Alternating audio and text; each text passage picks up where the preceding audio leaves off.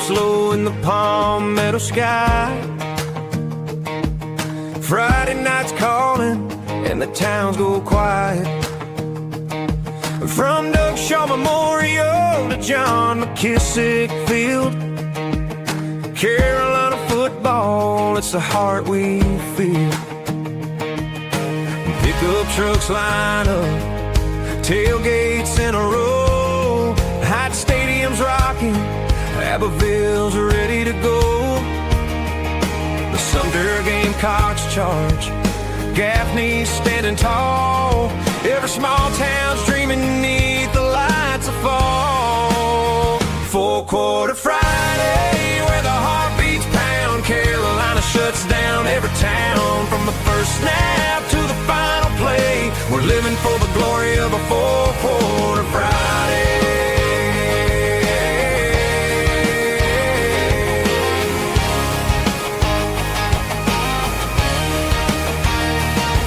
In Gilbert, America, the bleachers fill with pride. Cheerleaders shout, the band's playing, no one's staying inside. The boys in pads hit hard, chasing that old dream. Under stadium lights, it's more than just a team. Mamas clutch their programs, daddies yell the calls, grandpas talk of legends in these hallowed football halls. From the low country marshes to the upstate's clay, four-quarter Friday lights the Carolina way. Four-quarter Friday, where the heart beats pound, South Carolina shuts down every town. From the first snap to the final play, we're living for the glory of a four-quarter Friday.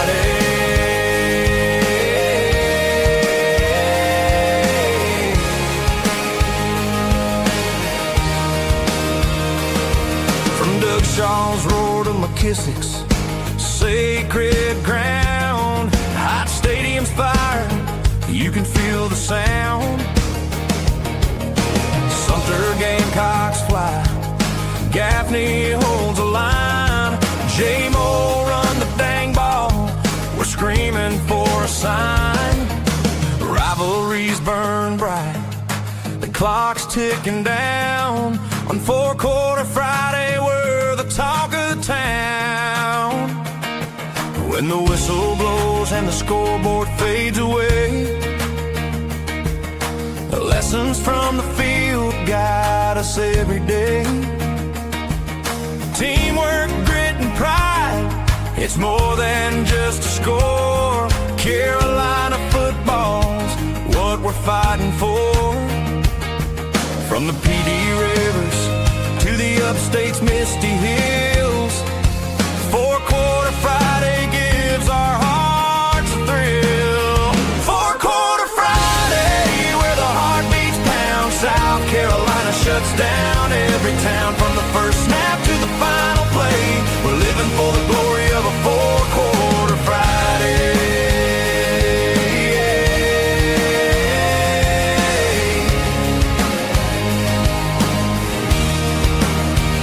So here's to the Palmetto boys, giving it their all on a four-quarter Friday. South Carolina stands tall.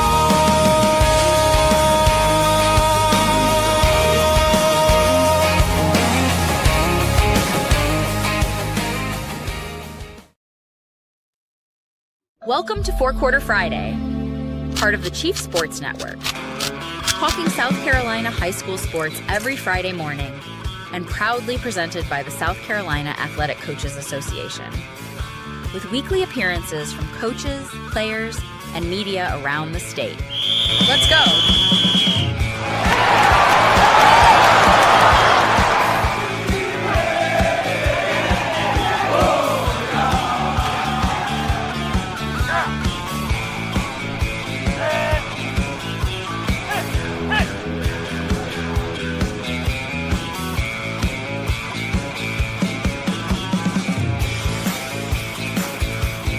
Kick off the first quarter.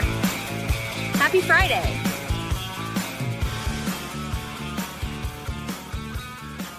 Yes, happy Friday to you. It is a four-quarter Friday. Matt Smith, Rob Williams are here with you. We won't bury the lead. We have big news to share with you.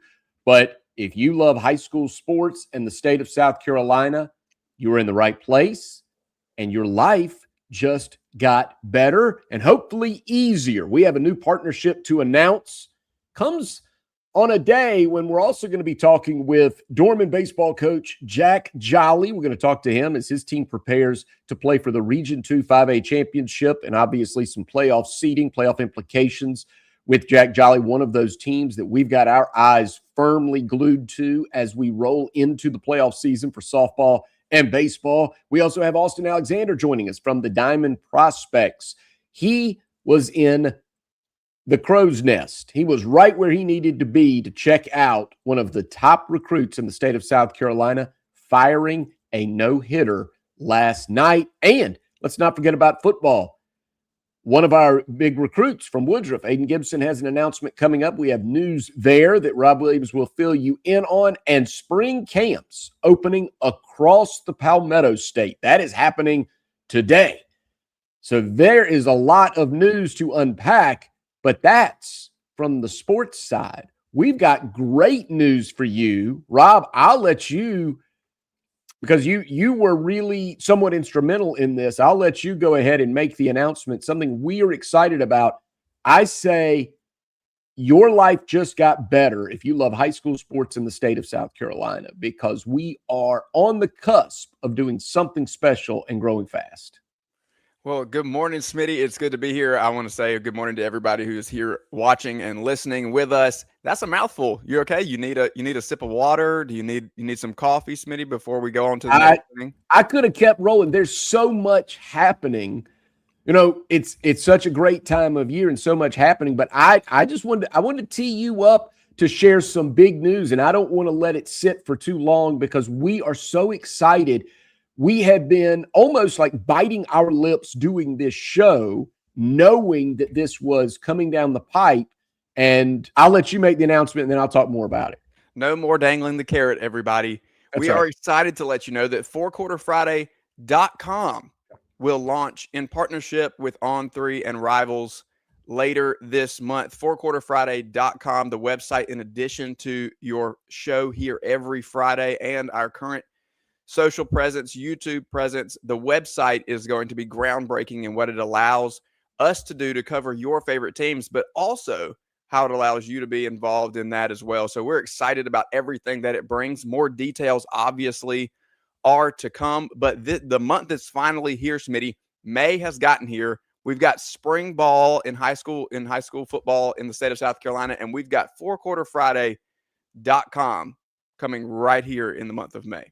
That's right. You can see there it is, On3 Rivals right there. We're so happy to partner with them. And of course, so much happens behind the scenes. You know, this is the finished product of the work that J.C. Sherbert and Jamie Bradford and Phil Molnax and others do.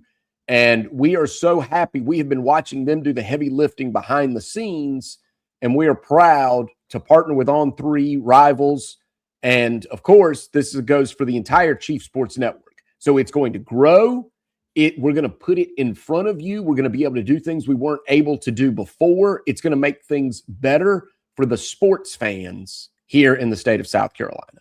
And, look, JC's been through a lot lately. So the heavy lifting that he's done, that's incredible. The love that we get and support from Jamie Bradford and Phil Molnax and everybody. You and I have a lot of fun covering high school sports, doing this show. Obviously, you do inside the SEC or SEC Sunday night as well. But we're happy to finally tell you this news. We're happy that it's going to happen because this is going to be better for the coaches. Right there, you see the logo, the South Carolina Coaches Athletic Coaches Association. Couldn't have done this without them and their partnership. That's why we've made it to this point. And Four Quarter Friday is going to continue to grow. And this is good for the players. It's good for the parents. It's good if you care about high school sports in the state of South Carolina. So you and I are willing to do the hard work. JC, JB, Phil, they do the hard work.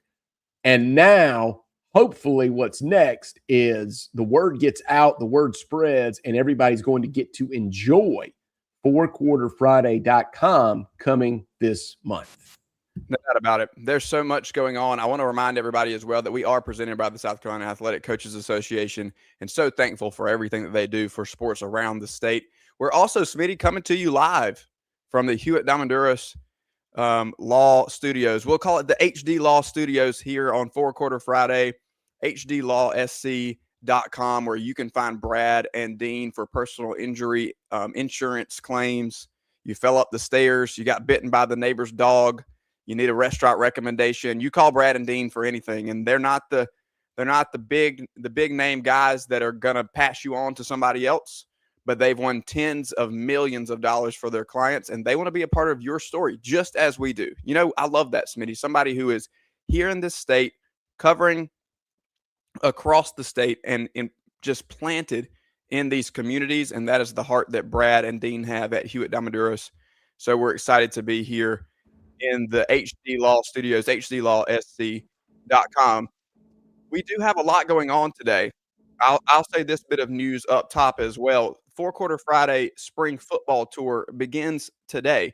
We've been hard at work the last month, speaking with coaches and kind of prepping our notes and coverage for the month of May, and gotten to see some teams working out. We've gotten to hear from some coaches about who we should be looking out for on rosters across the state.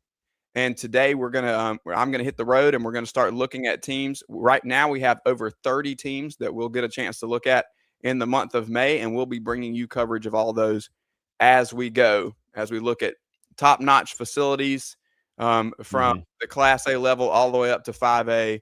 We're covering it all. So don't think just because you're at one level or another that you're going to get more or less coverage. We are here for the entirety of the state, and we care about the communities and the fans who are here listening and watching with us today. So it's going to be a great day. While we're talking football, Smitty, before we jump to that first break, I will mention Aiden Gibson, who previously had a commitment date set today.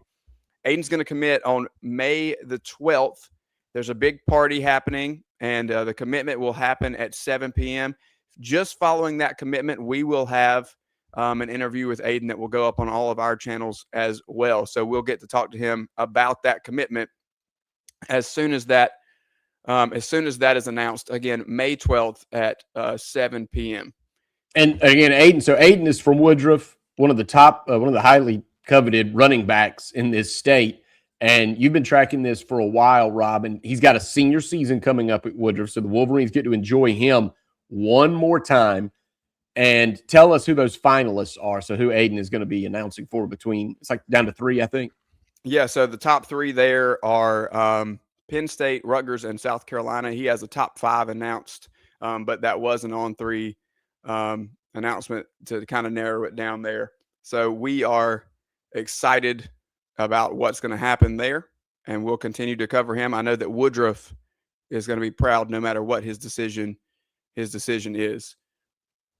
All right. So yeah, I'm looking forward to that. So you are all over everything that is happening in all of these spring camps.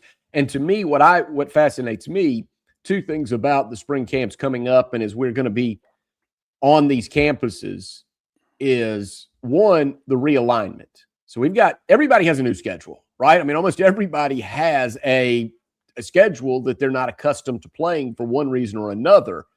Either you've got new non-con, you're certainly going to have new region opponents because of the realignment, and then maybe you've got changes in your non-league schedule, and that will be something we'll be watching for. Obviously, some teams moved up, some moved down. Gaffney, I think, is in 4A now. Watch out, 4A. Just with their tradition and their history. But there's a lot of teams that have shifted due to realignment. We're going to focus on that. And one thing that's cool, Rob, is you and I will be 2 of the first people that get to put our eyes on players that will make an impact, because a lot of us knew the seniors that helped lead teams on championship runs last year. But then what happens with those guys that have been in the weight room going sophomore to junior that are going to make impact across the state? And then you get to see them, even though there won't be a lot of hitting. It's spring camp. I don't know if they can hit it all. Do they hit it all in spring now? They do a little bit, yeah. So you're going to get 3 days of helmets, shells, basically, and then you can go shoulder pads after that. They do thud. They do after the thud. that acclimation period. Yep. They will do some thudding.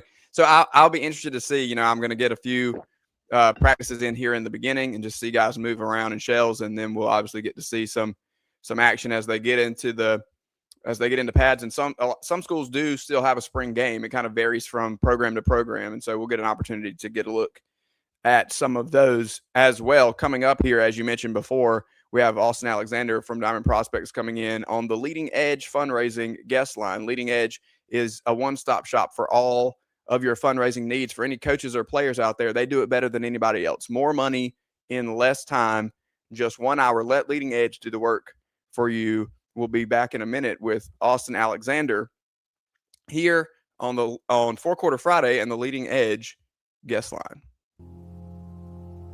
Check the statewide high school scoreboard every Friday night on the Chief Sports app.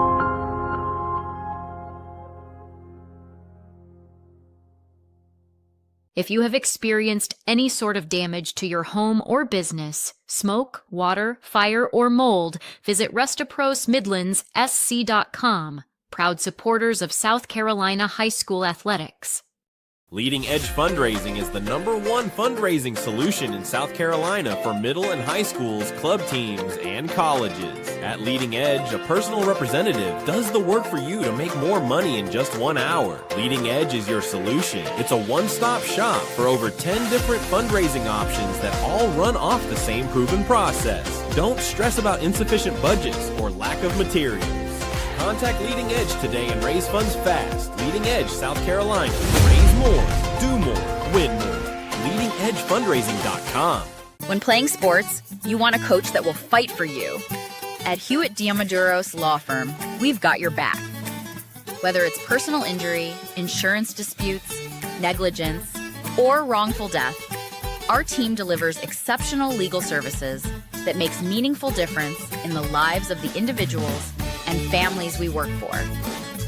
Visit hdlawsc.com. hdlawsc.com. Hewitt Diamaduros, we're on your team.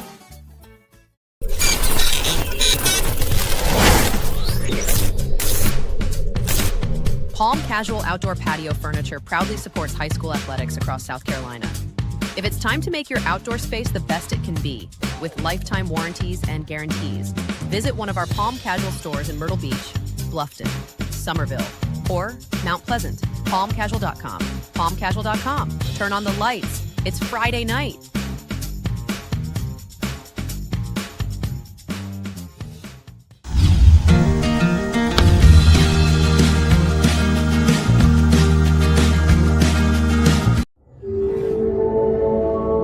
It's the Four Quarter Friday High School Show on the Chief Sports Network. Proudly covering high school athletics across the state of South Carolina with accurate, trusted analysis, in-depth interviews with coaches, media, and players, and quality information. Every Friday at 9 a.m. We're here for you. Proud partner of the South Carolina Athletic Coaches Association.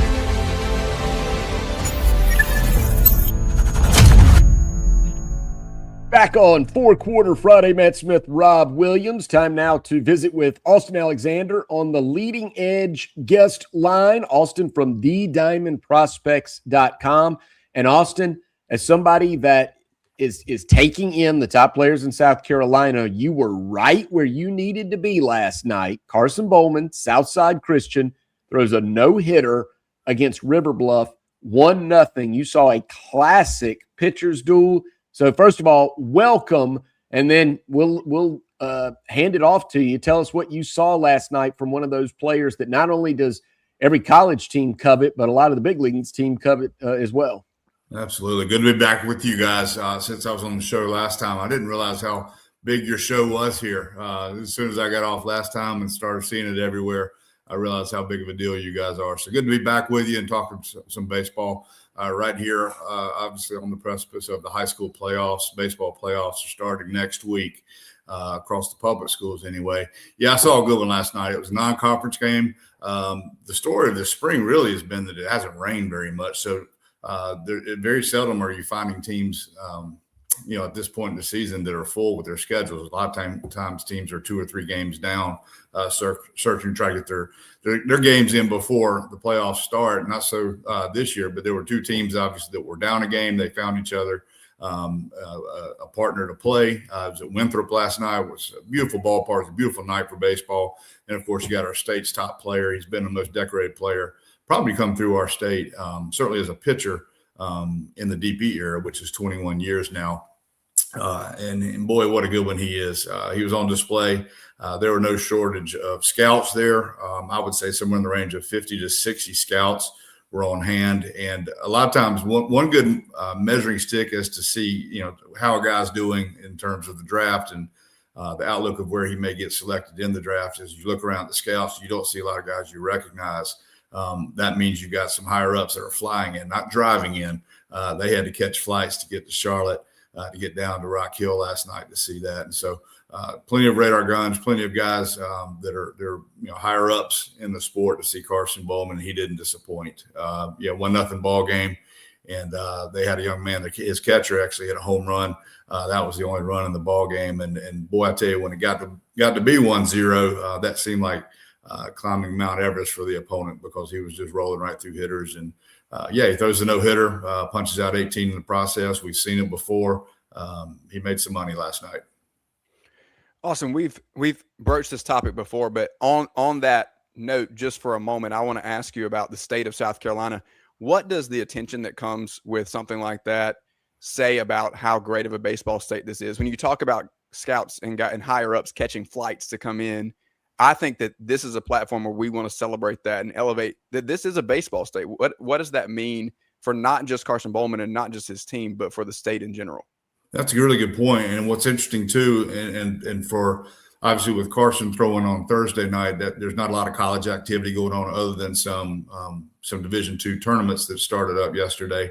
It really turned as a good opportunity for a lot of these scouts to double dip in our state.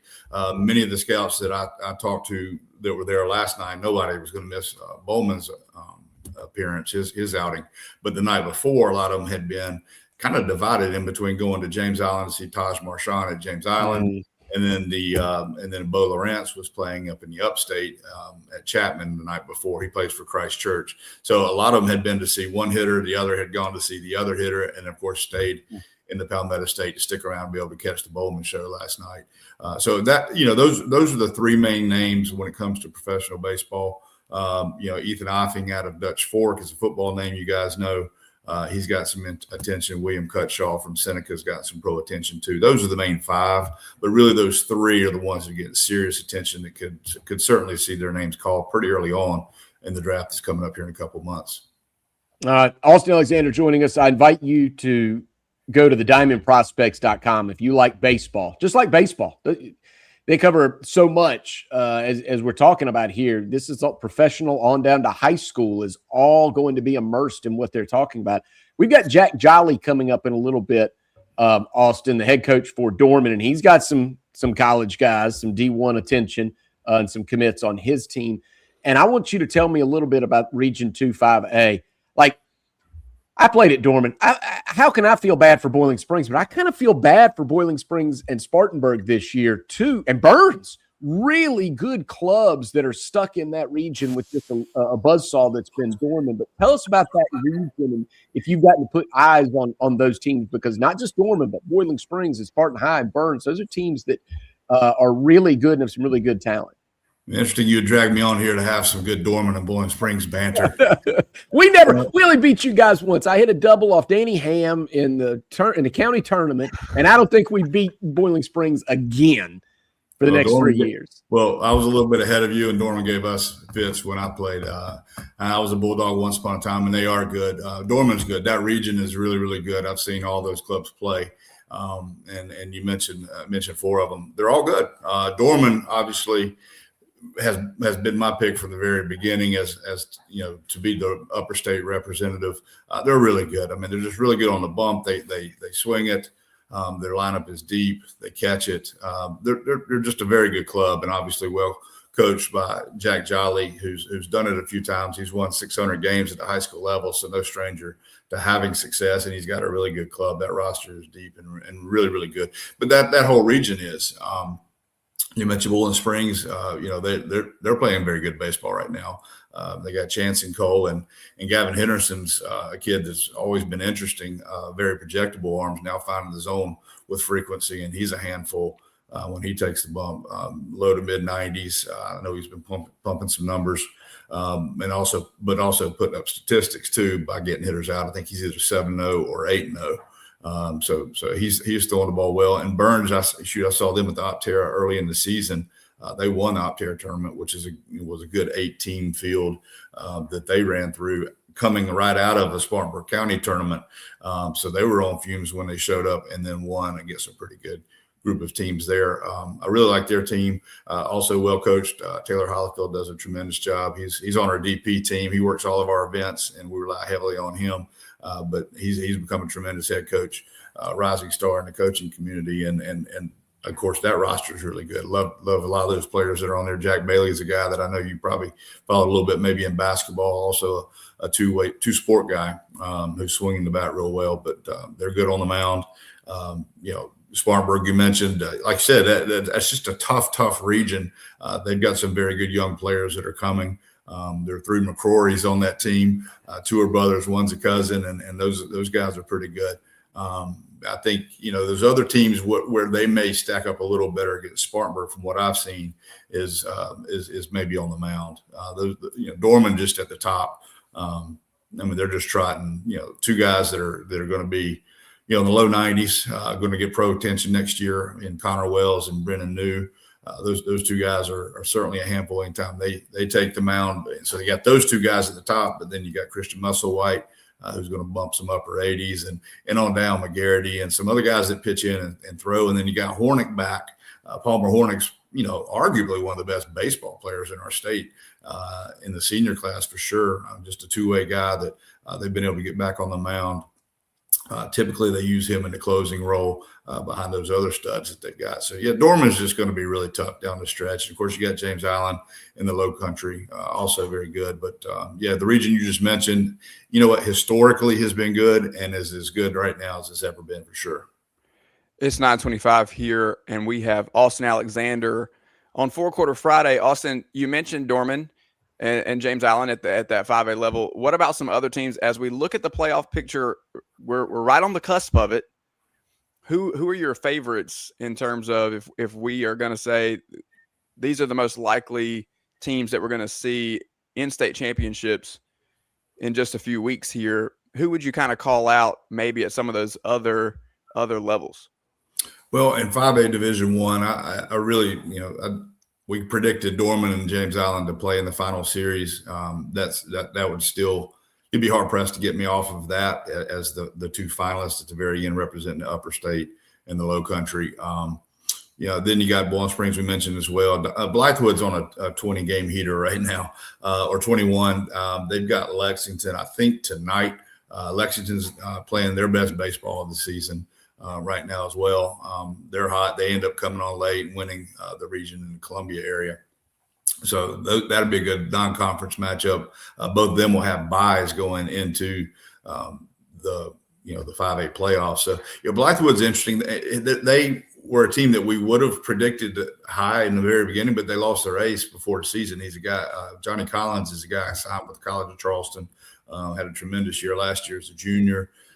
Went down, and from what I understand, is still going to have surgery at the end of the year. But the doctors have said he can't hurt it any worse. So if he wants to pitch and he can deal with it, he can deal with it. He can pitch, and he's been throwing well for them. So a team that was already playing very good baseball basically got their ace back mid-season, like I guess a lot of teams would do in the big leagues. Get that acquisition at the trade deadline, they get their guy back. And so I think Blythewood's going to be very dangerous.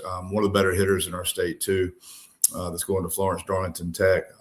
Amari Counts is dangerous. That whole lineup is pretty good, but you stick him right in the middle of it, and that's the one that you pencil and you say, that's the guy you don't want to hurt you. Amari Counts is a handful. He hits in the 3-hole for him, and they're awfully good too. Carolina Forest once a week is going to be a handful in the sense they got Parker Revis Parker Revis is he had a hiccup in his last outing, and I've had the fortunate I've had a front row seat to a lot of his outings dating back to his freshman year. He hadn't had a lot of rough nights. He had one in his last outing, so I don't know what the status is. If he's healthy, then he's going to be a nightmare for whoever draws him. Of course, with them getting a bye, winning that region over on the coast, he'll be sitting there waiting on whoever comes out of these play-in tournaments. So they'll get him first in that first round game that starts next Saturday. So those are the teams that I think that really have earned the right to be in this conversation today based on their regular season, whether it be the headliners that they've got, whether it be on the mound or in the lineup, or just the season they've had. Those are the teams that I think going into it, somebody's going to have to beat them. But that can happen. This is 5A baseball. There are a lot of good players that are gracing the fields, and when you step between the lines, man, we all know anything can happen. But those are the teams that I feel like right now that one, I mean, the fact they've got buys mean they can't lose next week. So that just the fact that they're going to be sitting there, when these other teams are coming in on fumes after their play-ins, they're going to be sitting there with their ace stacked up, pitching lined up, rested. Now, rest or rust is always an argument for teams. When you've got 5 days, 7 days off, sometimes baseball's tough to play when you've had that much time off. But I think most people would certainly prefer to have the bye, and those guys have earned that. We had a question in the chat, and Austin, I hope you can do this in about 30 seconds. I know a lot of regions that are decided tonight, including Region 2 5A. If Dorman beats Spartanburg, they wrap up the region. If they don't, they share it with Jeff Lipscomb and Boiling Springs. But we had a question in the chat about 5A D1, who will get the 1 through 3 seeds. Has that been settled yet? All that will be settled tomorrow based on tonight. I would imagine Dorman will be the 1 seed. I would think that Boiling Springs, I don't know what happens with Boiling Springs if they don't share the title with Dorman. I don't know exactly how that falls. Honestly, I'm not much of a bracketologist. What I like to do, instead of see that thing change a million times, I like to look at it right before they start playing baseball games, before I really weigh in on exactly what I think is going to happen. Because with the RPI, what a lot of people don't realize is the RPI is just a variable. It really does come down. The way these things are slotted, for the most part, is their region finish. More than necessarily the RPI. So, teams that play tougher schedules, you think that would benefit them. It doesn't necessarily as much as people may think. Really, the region finish is going to determine a lot of times where guys are seeded and teams that they'll play first. So I don't know exactly who will actually get those 3 buys. I know, because, and here's the thing, some of the region champions are also 5A Division 2. Right. And so that affects things too. So you may have a team that finishes second in another region. If the region winner is a 5A Division 2 team, obviously they fall to the D2 brackets, and that's where it gets a little confusing for this Boiling Springs graduate that went to a junior college out of high school. Those things get a little complicated for me. So I'm not sure exactly what those pairings are going to look like and who's actually got the buys. I know the region winners are going to get buys, and we know that they will not open up until Saturday. Okay. Well, you know what? Are you going to have those on your site? 100%. And those are actually on the brackets are all already on our site. So when you go to thediamondprospects.com, okay, we'll have all kind of playoff information. Now, Corey and I will go in and once the pairings are set, we'll go get the game times. We'll get the starting pitchers for the coaches that will share that. Some are a little secretive with that kind of thing.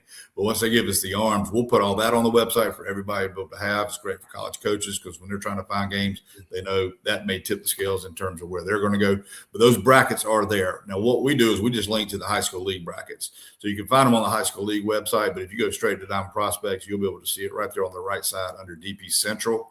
All those are linked for 5A Division 1 and 2, 4A, 3A, 2A, 1A, and the SCISA stuff is also on there. So if you're looking for a quick, what's going on, if the high school league has updated, and they're pretty quick and get those things in. When finals happen, they usually pop those things on even the night of the games. But now what we'll probably be even a little step ahead of what they do is on our our prep schedules and pitching probables. As soon as we know games are final, we're putting those things in. And that'll give people an idea of not only who won that night, but also what's next. Austin, we couldn't ask for more. We will also, so we're at Four Quarter SC. Austin and Corey are at Diamond Prospect on X, and we will link to you guys linking to that on your website, the Diamond Prospects. You're the best, Austin. Enjoy all that baseball. I might run into you at a game. Rob might run into you at a game, and we'll stay in touch through text and X and everything else and have you back on soon. Sounds great. Thanks for having me. See you guys. Thank you. That is Austin Alexander, the Diamond Prospects.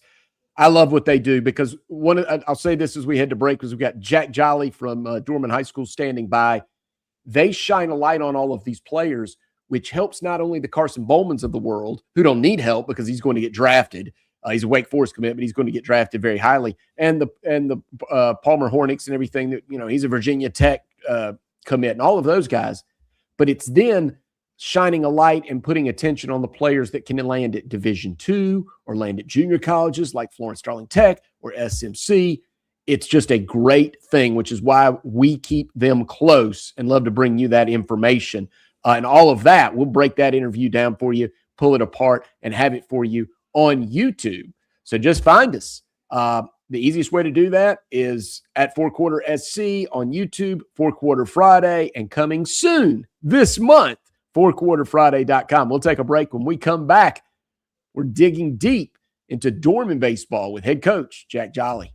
Leading Edge Fundraising is the #1 fundraising solution in South Carolina for middle and high schools, club teams, and colleges. At Leading Edge, a personal representative does the work for you to make more money in just 1 hour. Leading Edge is your solution. It's a one-stop shop for over 10 different fundraising options that all run off the same proven process. Don't stress about insufficient budgets or lack of materials. Contact Leading Edge today and raise funds fast. Leading Edge, South Carolina. Raise more, do more, win more.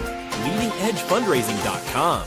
At Moultrie Insurance, our agents are working for you. Our commercial lines of coverage are well-sourced and intimately chosen. We offer commercial lines of coverage such as business owners, umbrella, property, auto, or general liability coverage, and evaluate every option to find what fits you best. Like a good offensive coordinator, we will draw up the plays, but only run with what you feel comfortable. Get in touch with our quarterback, Perry Orth, or our head coach, Frank, by visiting MoultrieINS.com. MoultrieINS.com.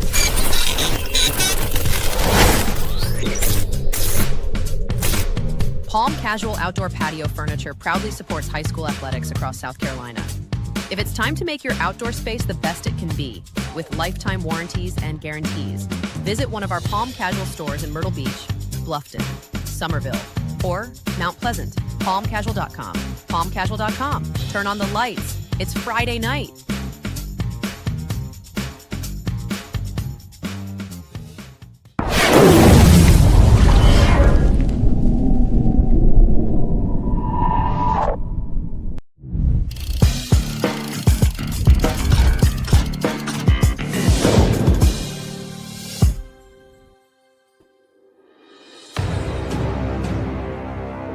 Welcome back to 4 Quarter Friday, part of the Chief Sports Network. Let's talk ball.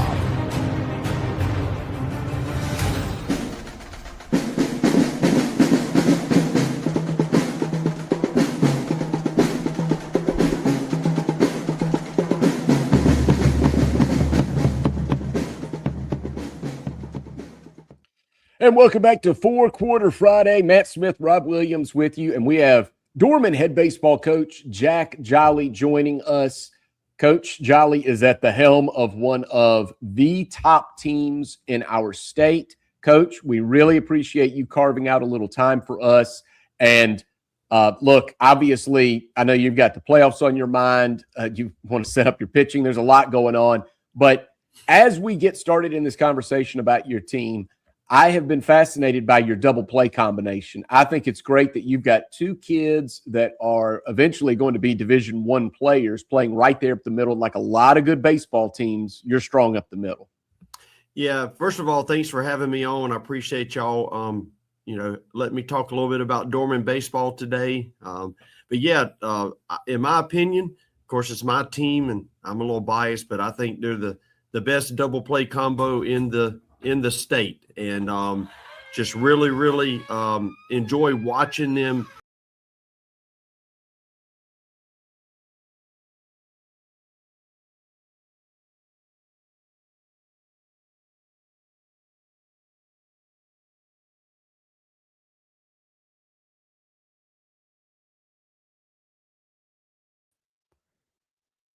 This is Four Quarter Friday live on the Chief Sports Network, and we'll be right back after this to finish that interview with Coach Jolly. It's the Four Quarter Friday High School Show on the Chief Sports Network. Proudly covering high school athletics across the state of South Carolina with accurate, trusted analysis, in-depth interviews with coaches, media, and players, and quality information. Every Friday at 9 a.m. We're here for you. Proud partner of the South Carolina Athletic Coaches Association.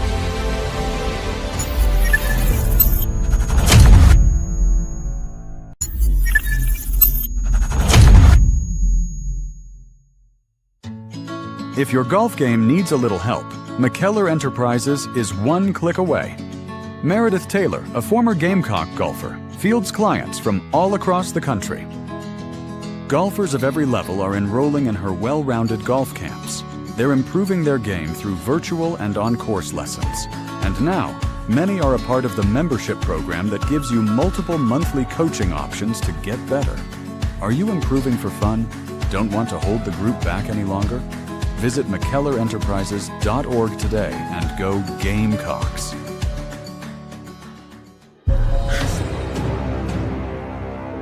Welcome back to Four Quarter Friday, part of the Chief Sports Network.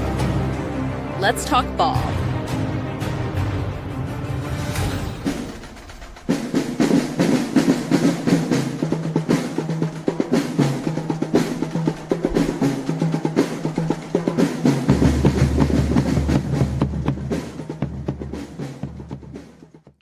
And welcome back to Four Quarter Friday. Matt Smith, Rob Williams with you. And we have Dorman head baseball coach Jack Jolly joining us. Coach Jolly is at the helm of one of the top teams in our state. Coach, we really appreciate you carving out a little time for us. And look, obviously, I know you've got the playoffs on your mind. You want to set up your pitching. There's a lot going on. But as we get started in this conversation about your team, I have been fascinated by your double play combination. I think it's great that you've got two kids that are eventually going to be Division I players playing right there up the middle. Like a lot of good baseball teams, you're strong up the middle.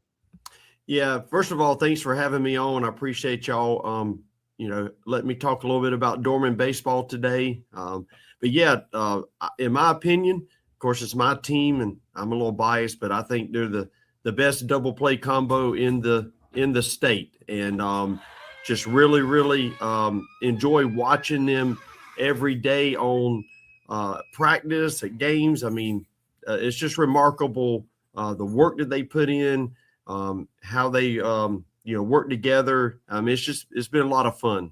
States Far and Palmer Hornick are two of the best that I've ever coached at that position together. Yeah, Coach. I mean, when I saw you guys at the Forest Acres Classic, States Far had that inside the park home run and really showcased the speed out there. Both of these guys are stars for you, but you've got quite the lineup, and your guys are getting a lot of college interest as well, if not already committed. So talk a little bit about what it's like to be involved with these guys who are clearly going to go on and do things at the next level. How does that reflect back on Dorman baseball in the years to come? Yeah, well, States and Palmer have been very good leaders. They know they're settled on where they're going, and their leadership provides helps other guys who are interested in playing understand what does it take, to play at that next level. We have a couple of seniors that going into the season, they had okay junior years, didn't really know if they wanted to play college baseball or not, but they're having outstanding senior years, and now they're getting a lot of interest. One of them is Braylon Dean at first base. He has been outstanding. One of the things going into the season is we're saying, hey, who are we going to bat behind Palmer Hornick to protect him? And we put Braylon Dean there, and he's done an unbelievable job all season long. And he's getting a lot of attention to play at the next level. And he's going to have an opportunity at some point, and we're really excited about that. The other is our center fielder, Luke Thompson, who bats number 2. He's in between States and Palmer, and his job is either to help, if States doesn't steal a bag, get him over so Palmer can get him in. His job is just to get Palmer to the plate with a chance to drive in a run. But he's an elite defender. He's played really good for us this year, and he's getting some opportunities too. So it's really fun to watch these guys, come into their own and get opportunities. And now that presents younger players when the coaches are coming to see these older guys. Now these younger guys are starting to get their names out there because they're playing well and people are seeing them because of the older guys. So it just trickles down and you just hope that it continues year after year. Well, Coach, I know it's been a lot of fun, winning 12 out of 13 in region. And if I've got it right, you're going to play for the region championship tonight. So tell us about that and how things are set up, the structure of the playoffs, how you're going to set up your pitching, and you can even throw out some of those names for us. Yeah, so Connor Wells threw Tuesday night and threw really well for us. And his last 2 games have been outstanding, and he's peaking at the right time. He's a junior that's committed to LSU. And then we have Brennan New, who's committed to Arkansas, will be our starter tonight. He missed one start because he had a little bit of a setback, a minor crick in his neck, for lack of a better words, and just wasn't able to go. So we're looking forward to getting him back on the mound and watching him pitch against Spartanburg. And we can win it outright tonight, and that's what we want to do. We don't want to be co-champions. We want to win it outright and get that number 1 seed, which will really set us up in the playoffs to have some home field advantage. It'll give us a first round bye. The teams that are playing in, I have to play like Monday, Tuesday, Thursday. We will not play again till Saturday, which, having that time off concerns you a little bit. But we went through it last year, and we feel like we have a pretty good idea how to navigate through that and get our guys ready to play. And like you said, set our pitching rotation. We have a third starter, Logan McGarity, that is available. He can throw relief, but he'll probably start for us if we need him in the playoffs. And then Christian Musselwhite has been outstanding. He has started for us. He's been a reliever. We have 4 really good guys there, and we have some depth. The only problem is these guys have thrown so well that we haven't really had a chance to use a lot of the other guys. So this next week could be good for us to get them on the mound in competitive situations and our players to get live at bats. Coach, you've scheduled really well, I think, and you get some opportunities like in the Classic in Georgetown and the Forest Acres Classic, where Matt and I both were able to see you guys play over the course of the year against some top talent from across the state and even outside of the state. But I want to ask a little bit about the region specifically. How does that level of competition kind of prepare you for this point of the year where you're going on a tough playoff run? Because there are a few teams right there around you in the upstate that are highly competitive. Yeah, they are. And you look at our region this year and you look at the RPI, and we have 3 teams that's in the top 5. So our region, I think, has been the toughest in the 5A upper state this year. And, I can confidently tell our guys that with the tournaments they played in, the non-region schedule, and going through the gauntlet of our region, they won't play anybody in the playoffs that's any tougher. Like, they're battle tested and they're ready. It's just a matter of going out and executing and playing the game. So, it gives you some confidence that you have played the toughest teams in the state, and you just got to continue to do what you do well. Yeah, Coach, that's what I wanted to ask you about is maybe you can give us, love to pick the brain of a coach. Tell us who you think is out there that is going to be challenging in the upper state. Who are the teams that you've either seen or about there in the upper state that we absolutely have to keep our eyes on as we flip the calendar to the playoffs? Well, it starts with Bowling Springs, who is just one game behind us. We split in the season this year. They have 2 really, really good starting pitchers, and then they have some others that they can bring on too. They have a lineup that is relentless. I think there's somebody that is going to be really challenging. Blythewood's won like 20 games in a row. Mm-hmm. They're the number 2 seed right now. I think they're going to have something to say about it before it's all said and done. You got Burns in our region, Spartanburg, who's playing well right now. And then in the other region, you got JL Man and Malden, who have really good pitching staffs. I mean, you get a certain guy on a certain day, and he shuts you down. I mean, that's what is so hard about baseball, navigating through the playoffs. I mean, every game is unique and different because of who you can put on the mound. And so you face a team like JL Man or Malden, who has one of those stud pitchers. I mean, it could be a really tough day. But those are just some of the ones I think that, before it's all said and done, may have something to say in the upper state. That was something else I wanted to get to, Coach, which is you certainly understand that you've won a state championship. You know what it looks like in the playoffs and what can happen, what can go wrong, what can go right. What message do you give to those young players about the playoffs? Maybe how it's a little bit different because one bad inning or you get your pitching kind of thrown off, something can happen to you even though you're a really good team. So how do you take that message to those young players who haven't seen it the way your veterans have? Yeah, it's all about matchups and how things are scheduled and how they navigate through. But you're right, one bad day can, either end your season or put you, behind the eight ball.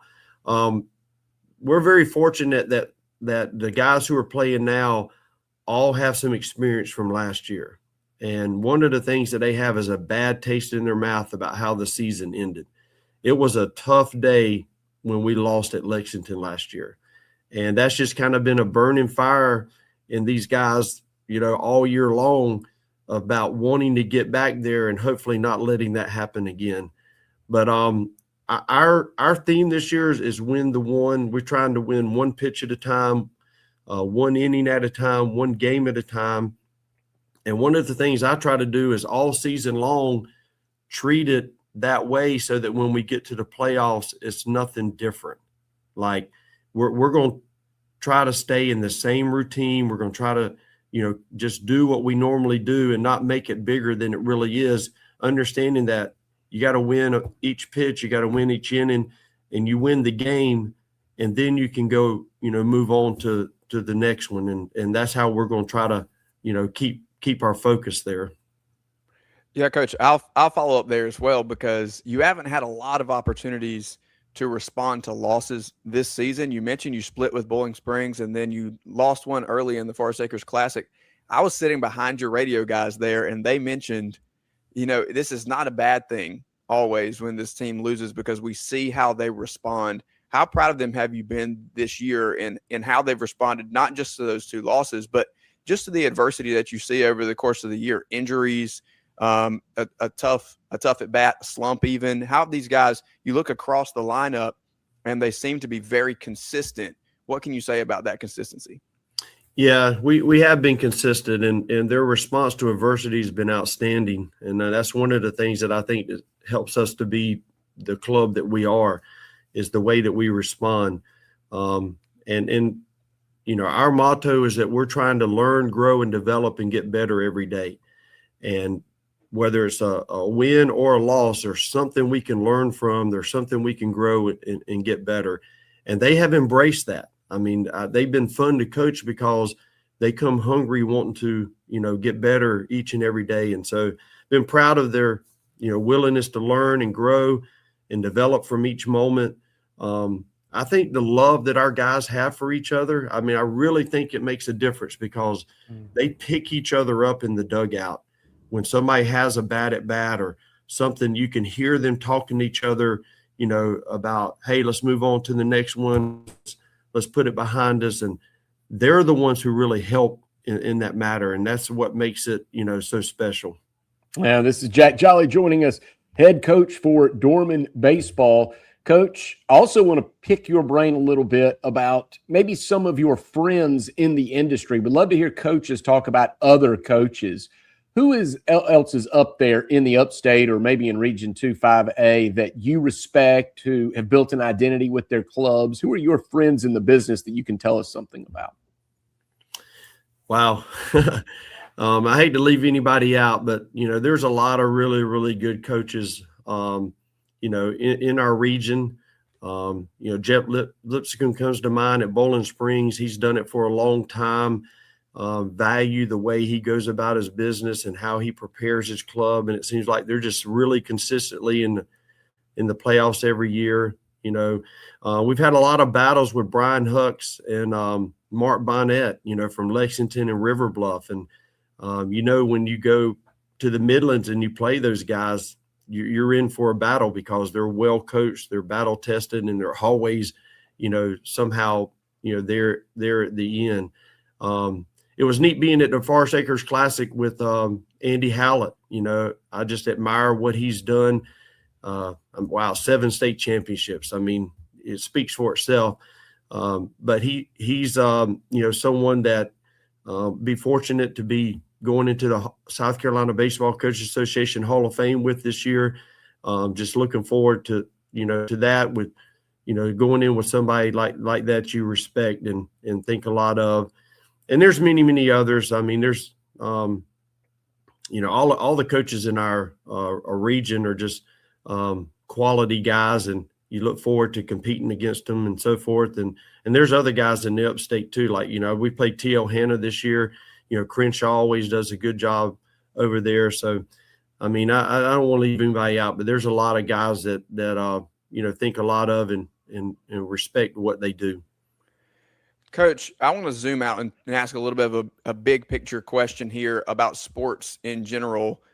You got a kid named Carter Nash who's a freshman that excels on the football field as well. I've met with Coach Morris this spring too. And what is your opinion on guys who are multi-sport athletes? Do you see it have a benefit for them? We talk to a lot of college athletes or former professional athletes who would say that they grew up playing multiple sports, but we've gotten into a day and age where specialization is king. What's your opinion there? Do you like it when your guys are playing multiple things throughout the year? We need more of them. I'll just be honest. One of the things that I try to do with my own personal kids is encourage them to play other sports. I think it helped them. There's things you can learn playing football and basketball that baseball just doesn't teach you, And so when I see kids are starting at 8 and 9 years old and just playing one sport, I think sooner or later it's going to be a detriment to them. Either they get burned out or injury takes place or whatever it is. I just think that playing multiple sports or a variety of sports just helps you be more well-rounded, and you learn from other coaches and so forth. I'd love to see more guys play at least up until they're high school. Once you get in high school, then you kind of narrow things down and figure out, this is what I'm good at and what I want to do. But I would really like to see it happening more for the youth guys. I think it's important. Carter Nash is special. He's going to be electric on the football field, and he's electric for us. And he's really coming on, the past couple of weeks, and his bat is starting to get hot, and we're just looking forward to. I mean, the future's bright for that young man, and I'm hoping. I'm pretty sure that he will play football and baseball all the way through his high school career, and maybe even in college. Yeah, I was going to say, Coach, look, all credit to you. You are going into the Hall of Fame this year, but man, the District 6 feeder programs in youth baseball right now, they served it up for you a little bit, right? You have pick on LSU, Arkansas, Virginia Tech, Coastal, and that doesn't even include Carter Nash, who could end up playing college football. That's right. Yeah. Our District 6, feeder programs are really coming on strong. We had a youth night this year, and we had guys from one foul line to the other on the outside of the infield dirt, lined up with the participation, and was just really excited to see all those youth players come out, and hoping that it continues, because we're only as good as what they provide for us. That is incredible. You've really built something there, Coach Jolly, that I know people in District 6 and up there in the upstate are very proud of. And, of course, you're going to challenge for a state championship this year. We'll let you get out of here. We know you have other duties, and we'll get you to practice and other things.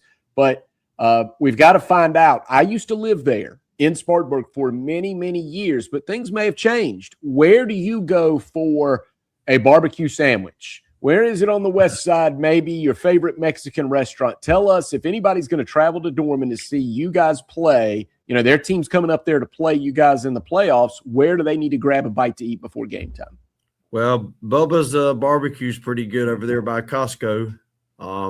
Grill 221 right down the road from Dorman High School is a good place to get a burger.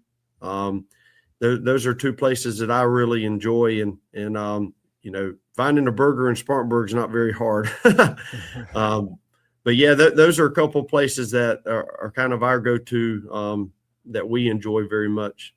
That's not a health nut then. You're not a health nut then, Coach. No, I need to be, but no, I enjoy some burgers and barbecue and things like that for sure. Used to see Steve Tannehill at Grill 221 a few years back. Yeah. Yep. So yeah, it's hard to beat. It's hard to beat the grill. Absolutely. All right, there you go. Free plug for them. Coach, we appreciate your time. Good luck tonight in trying to wrap up the region. And obviously, we're going to be tracking you throughout the playoffs, and we'll stay in touch with you, Coach. Hey, I appreciate it very much. Thanks for having us on and letting us promote the Cavaliers for a few minutes. Of course. More Fourth Quarter Friday after this.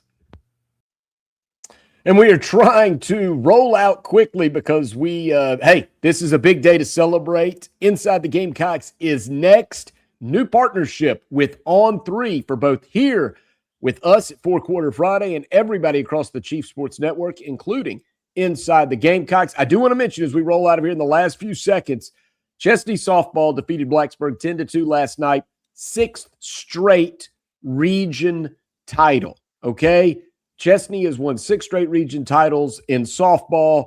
We don't want to forget about softball. We're going to be tracking them. We will be retweeting on X as well, everything we find out there. Trip Vogel has built something special up there in Chesney. Also, Chesney baseball, by the way, last night claimed their Region 1 2A crown, beating Liberty 7-3. They finish up 11-1 in league play. So much to cover. For Rob Williams, I'm Matt Smith. Time for Inside the Gamecocks, freshly minted as part of On3 in the Chief Sports Network.